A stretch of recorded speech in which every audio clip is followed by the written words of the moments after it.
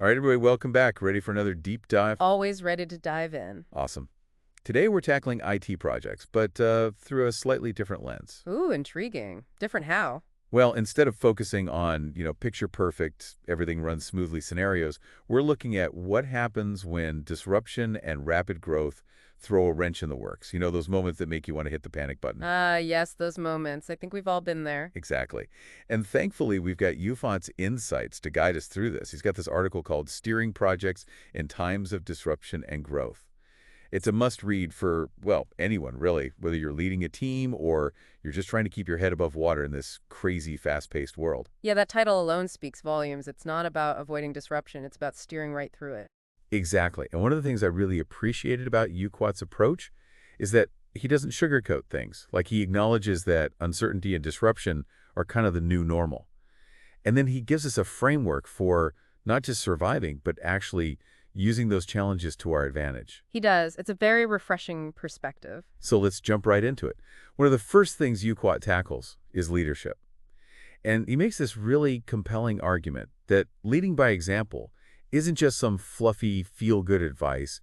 It's absolutely essential when everything around you feels like it's going haywire. Absolutely. And it's not just about showing up. It's about what you project when you do. 𝗍𝗏𝗱 talks about visibility, empowerment, and maybe most importantly, optimism. Like if the captain of the ship is freaking out during a storm, well, the crew's going to panic too. Right. Yeah. Makes you think of that old saying, keep calm and carry on. But like applied to tech teams dealing with some massive system upgrade. Right.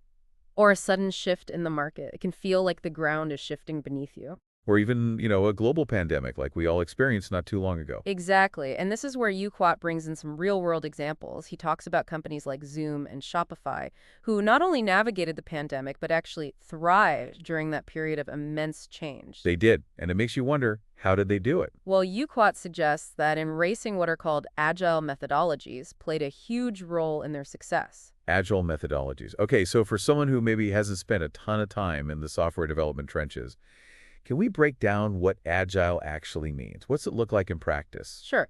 Think of it this way. Imagine you're trying to plan a road trip across the country, but you can only see like a mile ahead at any given time. Well, that sounds stressful. Right. You need to be able to adapt to whatever comes next. A detour, a road closure, you name it. Agile is kind of like that. Instead of these rigid plans that get thrown off by every little change, you break things down into these smaller, more manageable chunks called sprints. Sprints, okay, I'm starting to get the picture. And these sprints are tackled by cross-functional teams. So you've got people from different areas of expertise all working together, constantly communicating, getting feedback, and making adjustments as they go. So it's all about being flexible and responsive. Exactly. And that's how you can navigate those unexpected turns in the road without the whole project completely falling apart. Like imagine you're working on this big software update, right?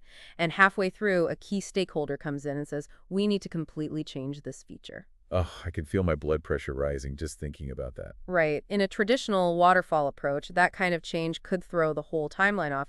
But with Agile, you can incorporate that feedback into the next sprint, minimizing the disruption. So you're constantly adapting to the evolving needs of the project. Exactly. It's about being proactive and responsive. Okay, that makes a lot of sense. But even with the best laid plans and the most agile of teams, things can still go wrong, right? I mean, you can't predict every curveball. Of course, and that's where 𝗍𝗏𝗱's emphasis on proactive risk management comes in. He argues that instead of just reacting to every crisis as it pops up, which can feel like, playing whack-a-mole, you need to be using data and scenario planning to anticipate potential roadblocks. So it's not about eliminating risk entirely. It's about having a game plan for when those inevitable bumps in the road appear. Precisely. Let's say you're launching a new product. What if a competitor releases a similar product at the same time? What if there's a sudden supply chain issue? By playing out these scenarios in advance, you can have contingency plans in place, you can make data-driven decisions, and you can reduce the impact of those setbacks. It sounds like a much calmer approach than scrambling to put out fires once they've already started. It is. It's about being prepared, not pessimistic. Makes sense. But with all this talk about disruption and uncertainty and risk, I can't help but wonder, how do you keep a team motivated and focused in that kind of environment? It's got to be tough. That's a great question, and that's where 𝗍𝗏𝗱's final point comes in, building resilience. And he's not just talking about individual grit. It's about creating a team culture, an environment where setbacks are seen as opportunities for learning and growth. He also talks a lot about celebrating wins, even small ones. which almost sounds counterintuitive when you're facing these huge challenges. Yeah, you might think, why celebrate now?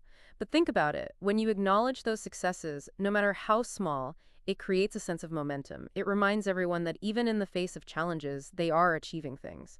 And that can be incredibly powerful for morale. Oh, I can totally relate to that. I was on a project once where we were hit with delay after delay. It was so easy to get bogged down in the negativity.